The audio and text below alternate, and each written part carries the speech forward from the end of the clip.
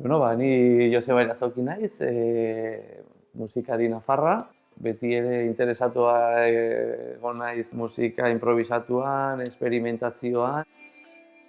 Taldean ere Simka bikotea dago, Estokolmokoa, artista bisolak dira, eta imaginakin edo lan egiten dute. Eta gero Mila Pavicevic dago taldean, Kroaziako dramaturgo bat da. Hori gara Sister of Another Mama Swan izeneko taldea.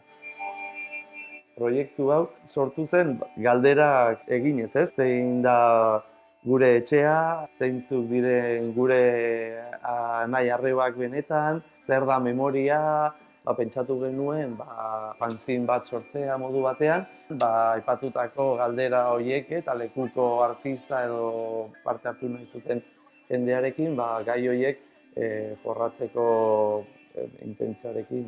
Gaur hainbat galdera dauzkagu Donostiako pertenentzia.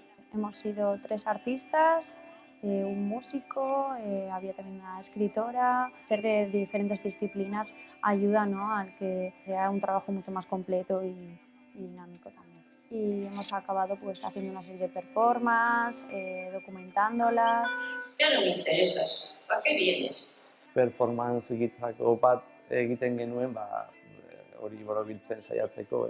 Kaleko jendearekin modu batean interakzionatzea da ideia eta lan egin dugun gai horiekin beraiei helaraztea modu batean. Gero gauza horiz materialarik, baina guztura egin zuen ginen, lagunetik eusikatzen, baserrian pixko bat laguntzen ere.